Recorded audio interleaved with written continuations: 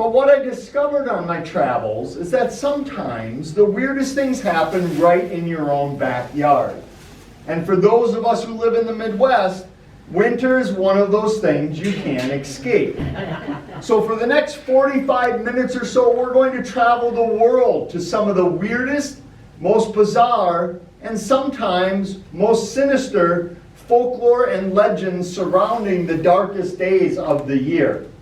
Now, when we think of winter here in the Midwest, you might think of the never-ending shoveling. Perhaps you engage in some winter activities, ice fishing. Here in the Midwest, we think of winter as a time when our football teams play one another.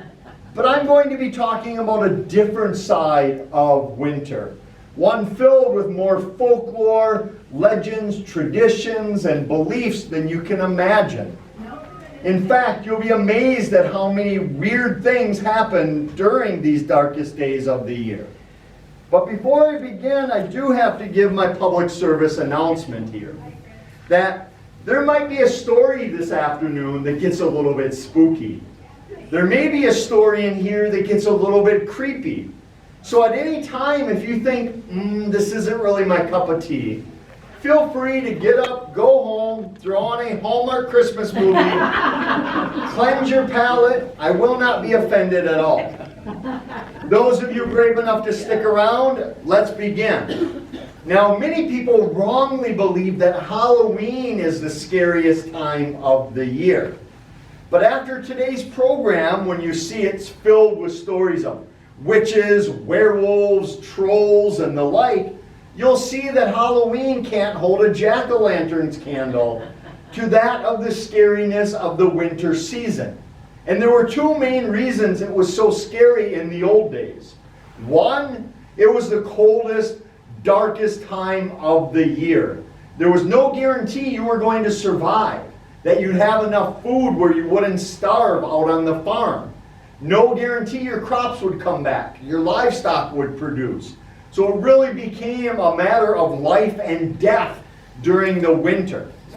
Also, we often think of things hiding in the dark, monsters, creatures that we don't want to see. And of course, the winter provides that darkness. Those of us who today live in cities and towns, we forget how dark the countryside can actually be, especially if you go back 100+ years and see that it really would have been a terrifying, long winter of cold, ice, and darkness. Today, people often wonder, when does winter start? Of course, officially, it starts with the solstice, the longest night of the year, or the shortest amount of daylight for the year. Throughout history, many cultures on the planet thought the solstice was a sacred evening, a special evening that should be taken with care, because it was thought that this was the night in which creatures could come back and get you. Because creatures lurked in the darkness, why wouldn't they take advantage of the most darkness of the year? So they believed this was a night when they would come after you, which is why in the old days communities would have bonfires to keep away the evil spirits. Eventually we started bringing those fires into our home, where during the solstice it was recommended that you keep a fire in your fireplace the entire evening. Not only to ward off evil spirits which were afraid of the fire, but also to remind yourself that light would overcome darkness. Life would continue in the spring. All hope was not lost. In fact, this light overcoming darkness is a theme you're going to be sick of by the end of this program. So many old newspapers talked about the solstice, that importance of having that light, that hope, that life would continue on. Of course, in the old days, the hearth was the most important place in your home. Obviously, you'd burn your firewood there, you'd cook by it, you'd get your heat, even your light by the fire. But traditionally around the world, the fire in the winter was also the time and the place where the little people would congregate around your fire. Now, throughout the year, it was believed that these things lived out on farms.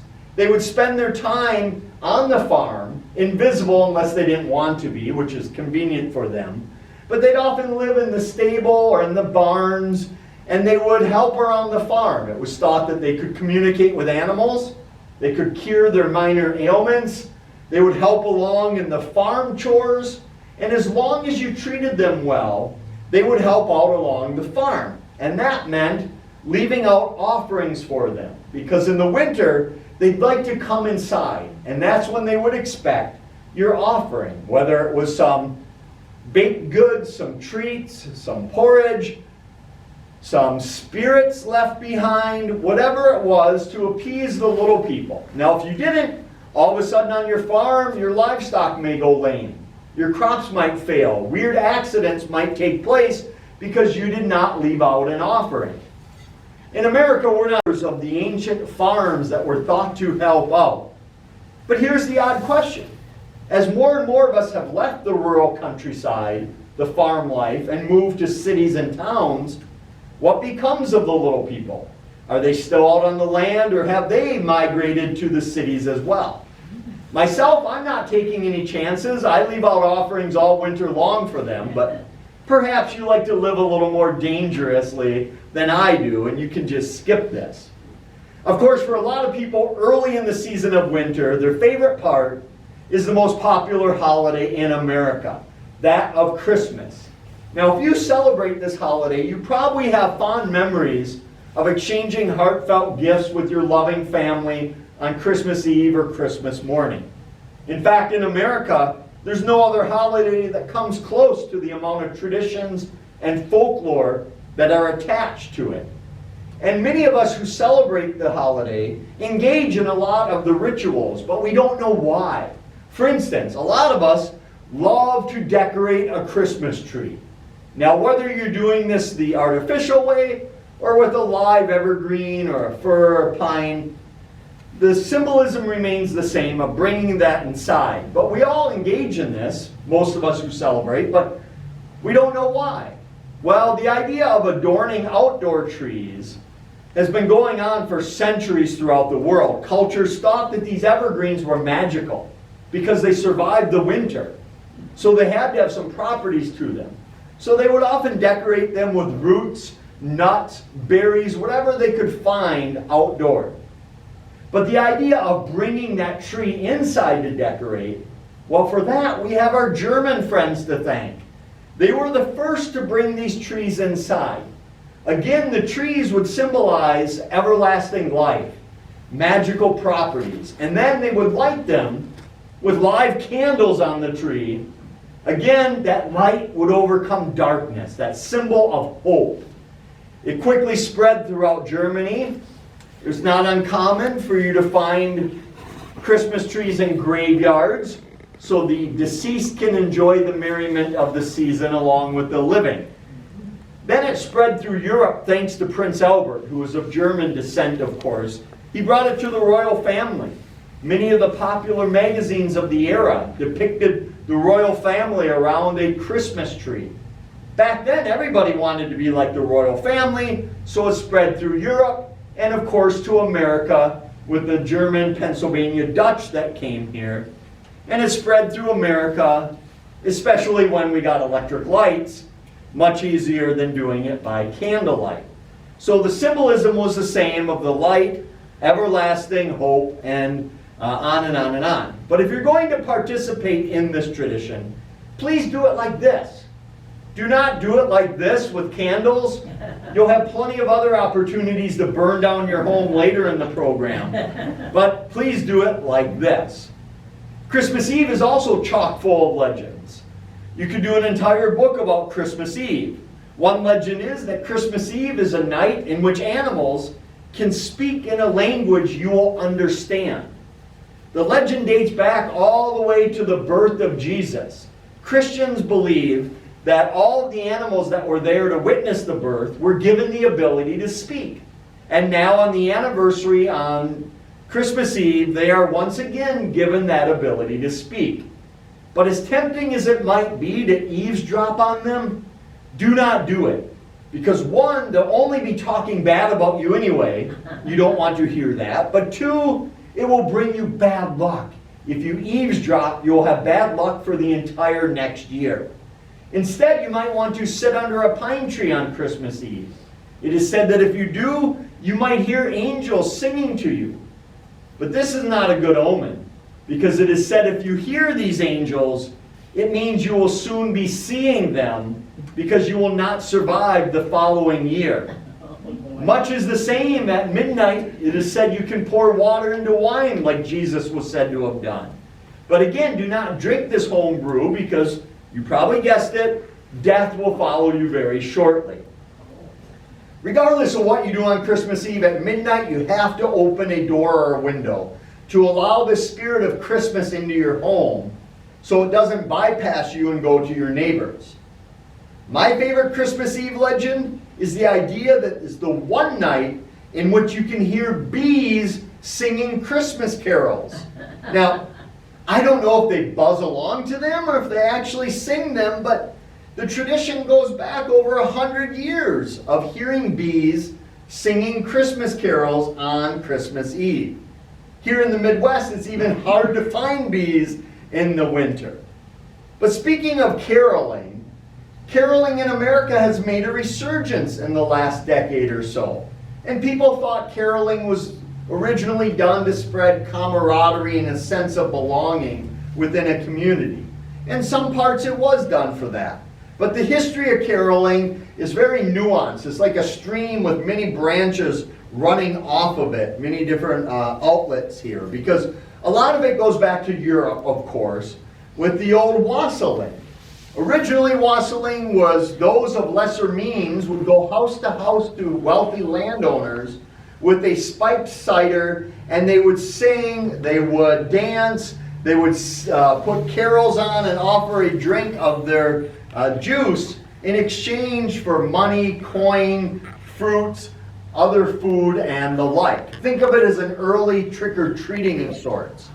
The other wassailing that was going on was out at the orchards, where you'd go to the orchard, find one or two of the most important trees on the property, and then you'd start singing and dancing around it. You, of course, would be drinking all the time. And once you were heavily intoxicated, you'd start pouring the juice out on the roots of the plant or the tree as an offering. And as we all know, nothing goes better with drinking than shooting of guns. And that's exactly what they would start doing. They would start shooting into the branches of the tree, not only to scare away all the evil spirits, but more importantly, it would wake the trees up so they would produce the following year. When you were done with that, you'd start smacking the trunk of the tree that it woke up. And in fact, early caroling, the whole purpose was to make as much noise as possible. You would bring pots and pans and drums with you caroling so that you would keep away the evil that was said to lurk in every nook and cranny back then. Christmas was also the best time to tell ghost stories by the fire. It wasn't Halloween. Traditionally, it was Christmas and Christmas Eve because it was thought to be a sacred night. You could tell as many ghost stories as you wanted, and there was nothing they could do. No spirits could harm you. And it makes sense when you think of one of the most popular Christmas stories. A Christmas Carol is actually a ghost story, with Scrooge being visited by the three spirits and Marley as well. My favorite piece of Christmas legend telling around the fire was that it was said that if you were sitting around the fire with your family and your shadow was cast on the wall without a head, it meant you were going to die within the next 12 months. I can just imagine families scrambling to make sure everybody had a shadow with a head cast on the wall. Today, the idea of telling Victorian ghost stories, reading them by the fire, has caught on. Publishers have produced many one-story books that are meant to be read in about 20 minutes around with the family on Christmas Eve. You can check a lot of these out from the library as well, and they're Victorian-era ghost stories, so they're a little odd, but that's part of the charm of doing it. Also in the winter, it was very important to decorate your farm and your house with holly, mistletoe, and ivy. And the reason being is much like evergreens, that you're out in the woods walking through, everything's brown, dead, dying, and dormant, except these plants. They seem to be thriving, healthier than ever. They must have supernatural properties. And in early days, people thought they were. They could ward off witches. They could keep your house from being struck by lightning. They would prevent nightmares. They would make sure that you had a healthy year. And they would often be signs and symbols of fertility, especially the mistletoe, which is why scholars believe is one of the reasons why we still have the tradition of kissing under the mistletoe. But in the old days, this wasn't a free-for-all. Every time you snuck a kiss under the mistletoe, you'd have to pluck one of the berries off of the plant. When all the berries were gone, so was the magic of sneaking a kiss under the mistletoe. Christians believed that the actual roughness of the plant represented the crown of thorns that Jesus wore, with the blood turning the berries red. And you might be thinking, that's a lot of red and green I see. Which of course is why scholars now believe we heavily associate those colors with the Christmas season. So if you're going to put these plants around as decorative or keeping away witches, maybe you're plagued by witches, you can only do it outside at any time you want. If you want to bring them in, you can only do it on Christmas Eve and later, otherwise you'll have bad luck, and we'll get to that later. But regardless of what you do, when you do it, when you're done with these plants, you can't just throw them away or toss them into the compost pile. You have to burn them in order for bad luck not to follow you. My favorite part of the winter season is none other than Santa Claus himself. Now today in America, this is what we think of Santa looking like. But a lot of people have no idea that much like a pop star, Santa has reinvented himself many times in this country. When he first came here, he was more of a jolly little elf. Remember, he had a miniature sleigh and 8 tiny reindeer. But over the years, he became more of an average-sized male. Our idea of Santa can be traced back to the European gift givers. Of course, some people even say you can trace Santa back to the origins of Odin, the Norse god, who of course would fly around on an 8-legged horse, or 8 reindeer of course. And in Europe they had all kinds of gift givers, whether it was Father Christmas, Saint Nicholas, and many others. In the early days they'd be adorned with furs, and they'd look like the wild men of the woods. It wasn't uncommon for you to see them wearing blue or green, but in America, Santa only wears red with the white trim, the belts, the hat, and the like. Many people wrongly believe this is due to Coca-Cola. But in fact, Coca-Cola could care less what Santa wore. They were only interested in one color, green. What happened, as you can imagine, is in summer, sales of pop would dwindle. So they hired a graphic designer in 1931 to come up with an advertising campaign to boost pop sales.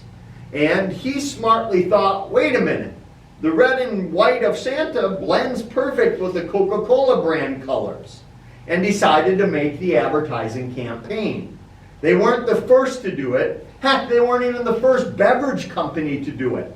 White Rock Beverages out of Wisconsin did it about a decade before Coca-Cola even did it. But nobody has done it better or longer than Coca-Cola, and the two have stayed together ever since.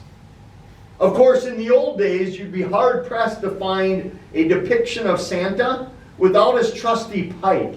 He'd always be smoking wherever he went. Even when children were present, he'd be puffing away. But like many of us today, Santa has made better health decisions, and you will no longer see him puffing on any pipe whatsoever. And we all know the story of Santa. He has the magical reindeer to help him. He has the wonderful Mrs. Claus, whatever her name happens to be. Nobody seems to care about her side of the story. They also have the elves that help them not only make the toys, but sometimes deliver them as well. But in America, there's a piece of the Santa legend that we leave off, a piece we forget: Santa's right-hand man. Well, man isn't quite the term I would give. Let me introduce you to Krampus, Santa's Punisher. Now, Krampus, as you can see, is a part demon, part goat-like creature. Huge tail, long phallic tongue, antlers, and the like. He comes from the old countries of the Alps. And he would accompany St. Nicholas, who was much different than Santa Claus. On the eve of St. Nicholas Day, December 6th, the day St. Nicholas died, so December 5th, that evening, St. Nick would go around and reward the well-behaved children, much like Santa does. So if you were well-behaved and you put your shoes out, he might leave you some fruits, some chocolates, or coins. But it was his job to reward the well-behaved.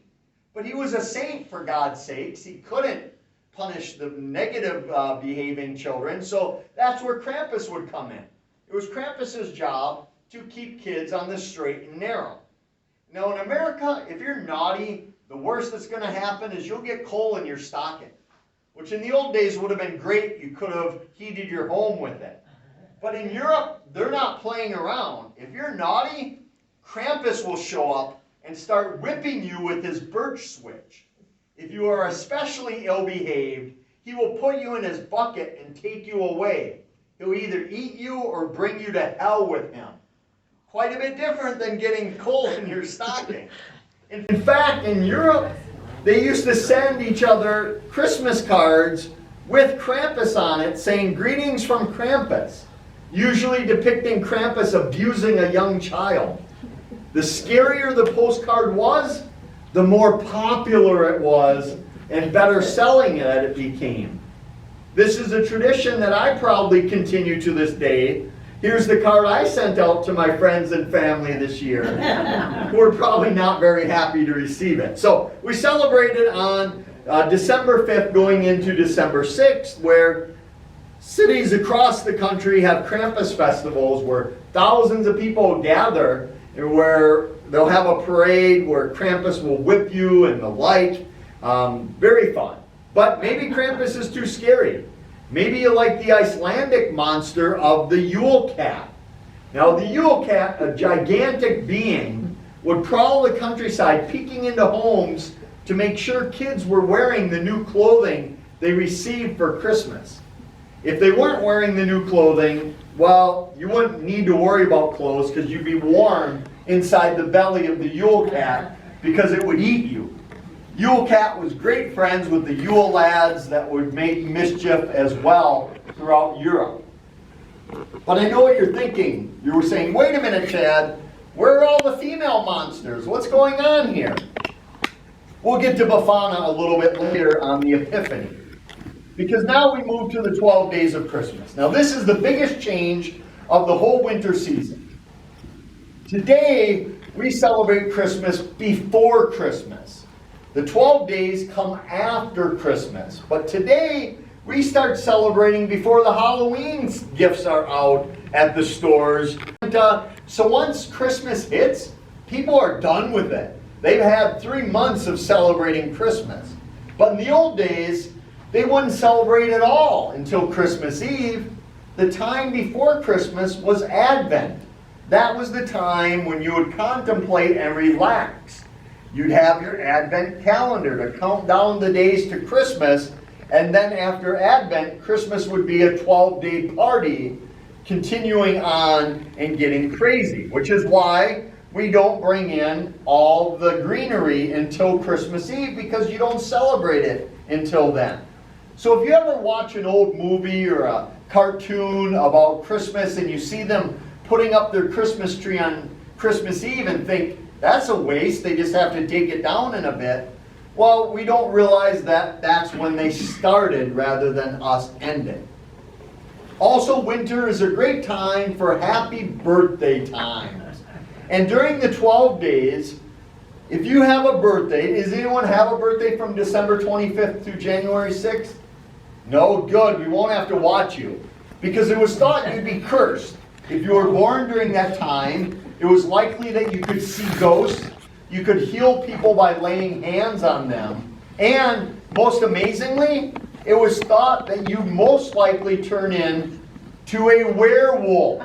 Now, Forget full moons. The 12 days of Christmas were technically the traditional time for werewolves to be on the prowl. I'm a werewolf because of that. Luckily, none of you have to worry about that unless you are a werewolf and you're lying about it. Some of you kind of do look like that, so, in a good way. Also, winter is time for the Yule log. Now, today, unfortunately, you're home. And you do this with great ceremony. You'd have bells and ribbons on the tree. You'd be drinking, of course, singing. Your neighbors would be involved. A big to-do. Then you'd start the Yule log with the remnants of last year's Yule log. And you'd have it burning for the 12 days of Christmas the entire time. Of course, today most people are not going on their property and cutting down a tree. But instead, a lot of people like to have a fire every night for the 12 days to keep away evil spirits that were thought to come down your chimney. Those without a fireplace often use candles, or if you don't want to burn down your house, you can use electric candles. Heck, you can even use streaming services of a Yule log if you like. The symbolism all remains the same, that light is overcoming darkness and that things will continue on. It's also during the winter time when millions of us here in America suffer from seasonal affective disorder. Now, this is thought to be brought on by a series of things. Melancholy and depression brought on by lack of exercise, no sunlight, terrible eating on our part, and the like.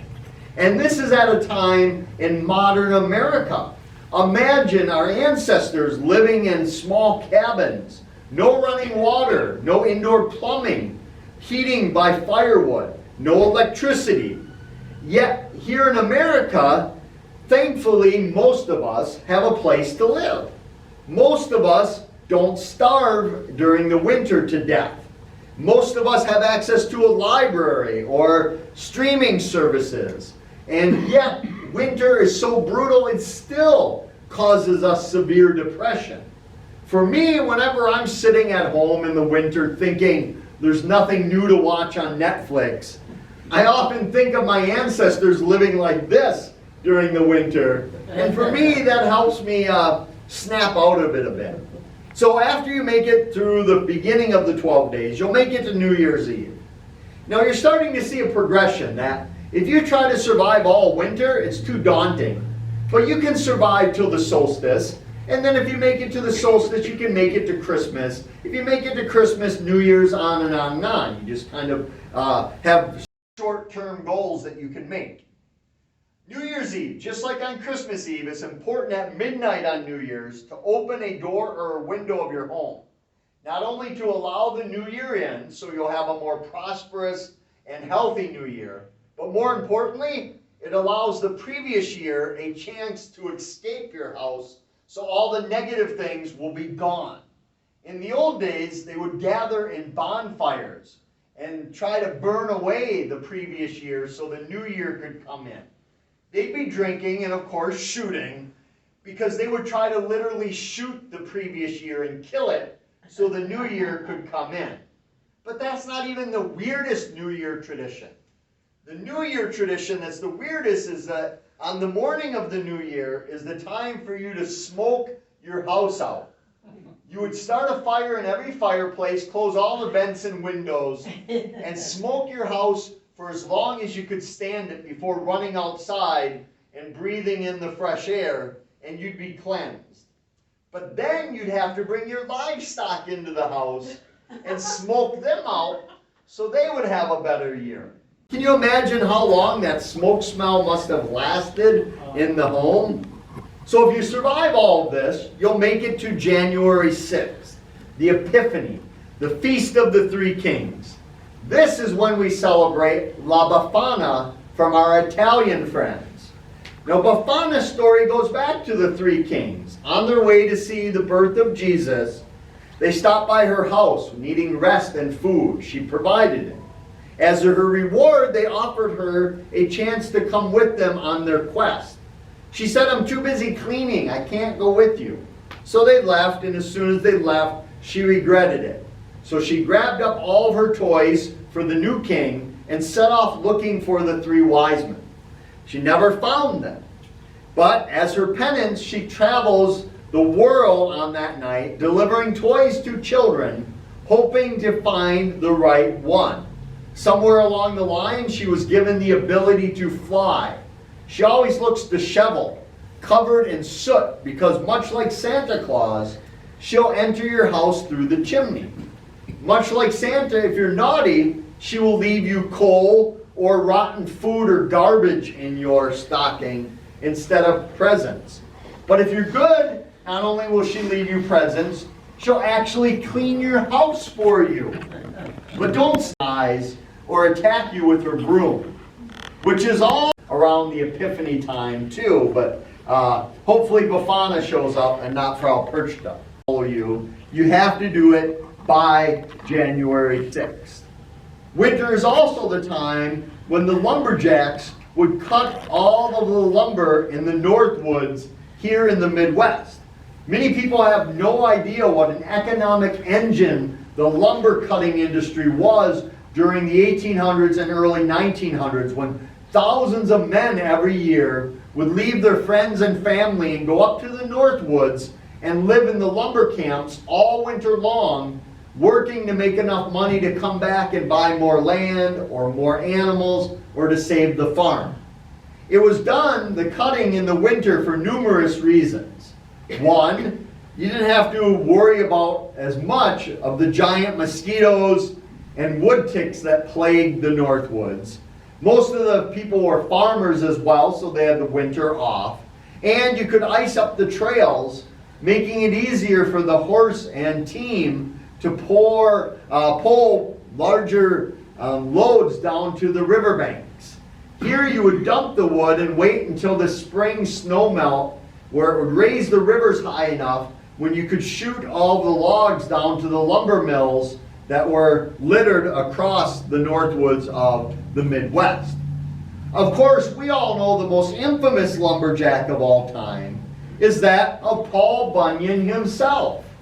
Now keep in mind, here in Wisconsin, we claim to be the birthplace of Paul Bunyan. But before we get too excited, so do the states of Minnesota, California, Maine, Vermont, even those crazy Canucks in Canada believe that Paul Bunyan is from there. But we all know Paul and Babe are from Wisconsin. And we all know the story of Paul and his trusty companion, Babe the Blue Ox. But a lot of people have no idea how these two actually met. Well, they met here in Wisconsin during the winter of the blue snow.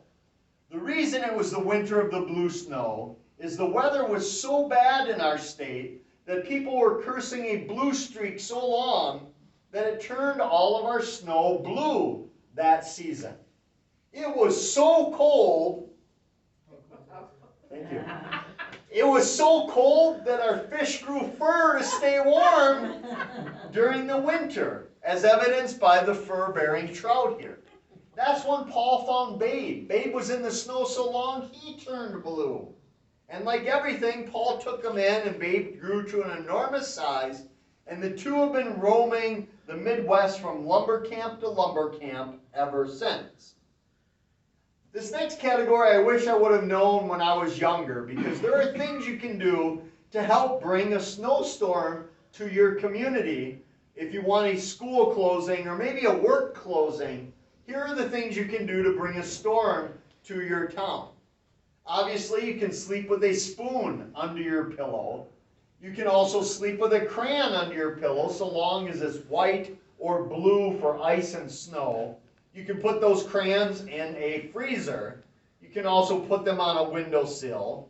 My favorite is you can wear your pajamas inside out and backwards to bring snow, which works on the same science as a baseball rally cap does. But you can also throw ice cubes into your toilet. One ice cube for every inch of snow that you want to fall. Not only can you bring winter to you, you can also predict and read signs of weather telling you whether it's going to be a good winter or a harsh winter. And remember, back at a time when most people were farmers, this would have been a great skill to master, figuring out what the heck would happen. So here are some of the things to look for that tell you you're going to have a bad winter. 1, caterpillars are extra bushy. The tail of a squirrel is extra thick. The husk of corn is extra thick. And for a lot of us, we're thinking, how in the heck do I know if the squirrel in my backyard has an extra bushy tail or not? But this next one's easier for you to predict, because if you see more than one woodpecker in a tree, that means a bad winter is going to come. Now, we don't have as many signs for a good winter. We have a couple. One of my favorites is that if leaves start to fall early, whatever that means to you, if they fall early, you're going to have a much more pleasant winter. If you love all of these weather legends and folklore, I highly recommend you pick up the old Farmer's Almanac. Every year, they're chock full of weather legends and folklore, and a lot of other cool stuff as well. As you can see, they've been in print for over a century. This is how a lot of people want to experience winter. Get away from it. Somewhere warm with an adult beverage in their hand. Which is why it is so surprising there are so many places in America who are legally fighting each other to be called the icebox of the nation. As I said, believe it or not, many towns are all fighting to call themselves, hoping the tourists will flock there, going to the coldest place. But of course, most scholars today recognize International Falls, Minnesota as being the icebox of the nation. That is until our friends in Alaska want to get involved, and then the game is over. So throughout the most of this program, I brought you a ton of holiday cheer. Well, that's debatable. But the last main segment of legend is going to bring you some holiday chills. Because this is a legend, a creature, a monster, a myth, mental illness, whatever you want to call it, that you might not want to know about. It's certainly one you do not want to say its name. Because many cultures throughout the world believe that merely saying the name of this next thing is enough to put you on its radar. That when you go looking for the weird will come looking for you. Of course, I'm talking about the cannibalistic monster of the north called the Wendigo. Perhaps the oldest legend of North America, and maybe one of the least known legends. It began with the First Nation people of Canada. They knew this thing by many different names and many different spellings. Throughout Canada, the legend spread, even to the Midwest here and the eastern portions of the U.S. Now, the Wendigo could show up in 2 forms. The first, during winter when times were tough, people were starving, game was nowhere to be found, food was scarce, the Wendigo would show up when you were at your weakest, mentally, physically, and spiritually. And it would show up in physical form, gigantic, 8 feet or as big as it wanted to be. It's tall, thin, skeletal. Sometimes it's missing its own mouth and lips because it has an insatiable hunger for human flesh. And when no prey is around, it will consume its own body to stay alive. Its heart is encased in ice. It's the elemental monster of winter. It is said nothing can hurt it. Nothing can harm it. Worse yet, it might show up in a spirit form and slowly possess you and turn you into a Wendigo as well. We have dozens and dozens of cases of people killing one another because they claimed that that person was turning Wendigo, and that if they wouldn't have killed that person, they would have turned into a Wendigo and had devoured the entire town, the city, or the tribe, or the village. So it was thought they were doing a good thing. In fact, in many indigenous cultures, there would have been a Wendigo hunter specifically tasked of killing Wendigos that came within the area. And I know what you're thinking. This is nothing more than superstition from 400 years ago. Well, there are numerous places where they still believe the Wendigo resides here in America. One of my favorites is just east of Bemidji, Minnesota, at the aptly named Lake Windigo. A lake on an island in a lake, making it its own anomaly. A few years back during winter, I went on a camping expedition to Lake Windigo. You can't tell, but that's me there in the middle. The reason you can't tell is it got about 30 degrees below zero while we were out camping in our tent. Well, my colleague Kevin Nelson on the right, he was in his hammock, because why not at 30 below, but we were waiting for the Windigo that is thought to reside in the lake. Luckily or unluckily, we survived and the Windigo wasn't there while we were there. But also up in Ross, Minnesota, by the Canadian border, this place that I'm standing in front of used to be called Indian Village, where several hundred native peoples lived with some white pioneers. They saw the Windigo numerous times there, and it would kill somebody every time it came through. Not too far from here, just north of Spooner, was the Leisure Lake Summer Camp. A few years back, I interviewed these two brothers for a TV show about their encounter. They were staying there during the summer, and this is a historic, old, authentic summer camp. I don't know if kids were sent there for a punishment or a reward, but they were there and they both had experiences on separate nights without knowing of a giant Windigo creature. They didn't know what a Windigo was, but when they went home and Googled what they had seen, they thought it was a Windigo. They thought they were going to die. They had their experience. 2 years later, I interviewed them, and they were still shaking when they retold the story. I spoke with their mother, who told me they still have nightmares about encountering the Windigo. So sometimes these stories continue throughout history, no matter how bizarre and weird they might appear to the rest of us. So, as I'm running low on time in the program, here's what I hope you take from this program. As more and more people become cynical of the winter season, as more and more people become a Grinch, they think that the season's been corrupted, all it is buying stuff that people don't want or need, and that greed has overcome the season. And I agree with all of this, but nobody says it has to be that way. Once you start to know the reason we do these things, the purpose of putting out a Christmas tree or going caroling or burning the Yule log or smoking out your house, for me, it adds a lot more meaning to the season. It becomes more merry and bright. And for me, it gives me a lot of comfort and solace knowing that I'm engaging in traditions people have been doing for hundreds and thousands of years, and hopefully in 100 years from now, they're still, when we're all gone, they're still doing these legends. So that's what I hope you take from tonight's program. If you want more information, my website has more than you could ever want or need. But I hope your adventure doesn't end here at the library. Come back, grab one of my books, go on your own adventure of the Midwest. And when you do, I think you'll discover that we live in one heck of a weird place. And I mean that in a good way.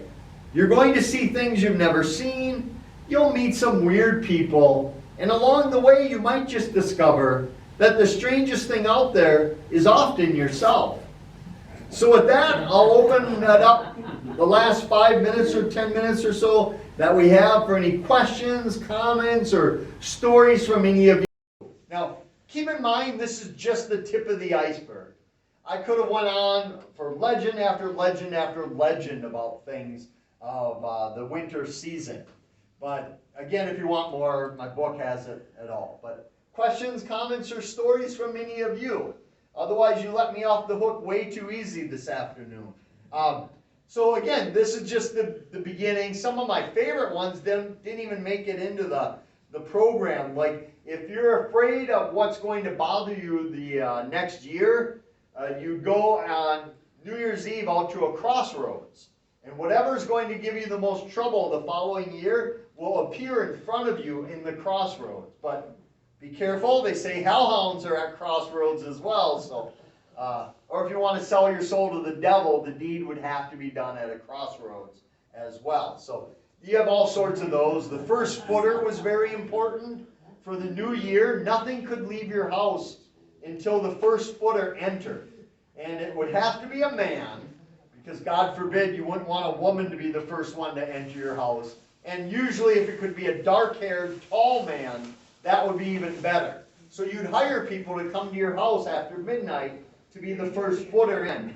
And they'd bring gifts and you'd get them drunk as they went house to house. So, the first footer, yeah, that was another thing. So, otherwise, I will stick around if you want to tell me a story in private or ask a question. Make sure you stop back to my table, grab as many free postcards from me as you want. You can terrorize your enemies because that's one of the pictures on them. You can use it for your own Krampus card if you want. But again, I want to thank the library for putting this together. If you like programs like this, let them know so you get more of these. If you didn't like this afternoon's program, let them know so you get fewer. But either way, they put a ton of work into getting me here. And they should be applauded, and hopefully you all make it home before the weather shifts tonight. And thank you all for coming.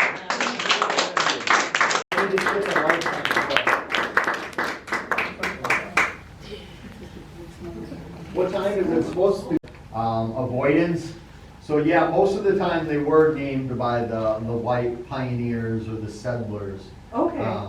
Yeah. We're going to Isle Royal this year, so. Yep, you'll see the Wendigo there. Yep.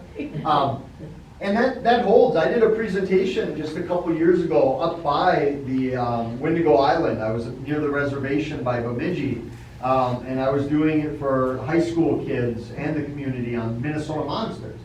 And before the program, some tribal elders came up to me and said, "We heard you're going to give a lecture about a certain creature here." They wouldn't say which one. And they said, "We'd appreciate it if you would not mention it at all. Just don't bring it up whatsoever." And I said, "Of course, I'll take it out, no problem." Those words had no sooner left my mouth than I saw their body language just relax. Like they were terrified I was going to say something about it, because then it brings it, into existence, almost like a tulpa type thing. So yeah, just before COVID hit, I was up in Alberta, Canada, interviewing people, and it was the same. Wouldn't say it. And I said it hundreds of times, well, thousands, but I'm still here. Well, I shouldn't say that. But yeah, so it's, and I was by Grand Marais, if you're going to Isle Royale, Grand Marais on the North Shore of Minnesota, doing a program, and after the program, a woman came up to me and talked about the Wendigo and said, when I was a kid, my father told me and all my friends that if we ever heard a kettle being struck in the woods, get home because that's the Wendigo. And she said that she'd never heard it, but it stuck with her 70 plus years. She was in her 80s when she told me that. So she said she was just still terrified of the Wendigo. Yeah. So that's how powerful that belief is. And like I said, we have stories of people starving in their lodging because they heard a Wendigo was in the area. They didn't see it, they didn't smell it, they didn't hear it. Somebody said a Wendigo's coming, so rather than go out to get food and hunt or gather, they starved in their lodging because that's how afraid they were. Yeah, creepy stuff. But don't say, "Oh, you already did, so you're cursed too." So yeah, the rest of you are safe. So yeah, otherwise again, enjoy the rest of your evening. I have a question. Yes. What is the creepiest, scariest thing you've For encountered? You me, hear things, you hear things, but... For me, it's the atmosphere mostly. That oftentimes when I go to all these places, nothing happens that I would say is 100% weird. But often it's just the atmosphere. Like when I was in Transylvania, I was staying in a farmhouse way out in the country, no electricity. And I had to walk into town to get some supplies through the woods. It was only like a mile and a half, but it was getting dark. So when I started out, I was thinking, this is great. The moon's out, I'm in Transylvania, how fun. But then your mind starts playing, every branch breaking was Vlad the Impaler coming up. So I ran to town, got the supplies, and I ran back, terrified. I wasn't afraid that I was going to die because I had a vampire hunting kit with me, but just the atmosphere. And those are the things I love. Those are the places that when you're out in the middle of nowhere, no one can help, phone service is dead. That's so much fun for me. Terrifying, but fun. Yeah. So, and if people love getting scared in a controlled manner. It's the same reason we go to amusement parks or scary movies where we can safely be scared. Not like you're taken hostage at a bank robbery, that's a different fear. But a controlled fear we love, we equate it with love itself and physical touch and the adrenaline and a lot of the chemicals that are released when we're happy are the same ones released when you're fearful. That's why you got some younger legend trippers in the audience, or some of you that might be single. If you're looking for a first date, scientists now do something that'll be kind of spooky or scary, like an amusement park, because it bonds you together going through that experience. But also, scientists have found that when you do something that's terrifying or scary, that the person you're with is much more likely to find you attractive, more so than if you went to roller skating. It's just a weird thing. So if you want to hook somebody, there are tricks for you. I should do this on Valentine's Day. What am I doing? So, yeah, great question. Anything else from anyone? Otherwise, again, the library's open until 7. You can pick up stuff here if you have holds or anything else. And I was sad to see the mansion gone now. But I understand why. But yeah, that's a shame.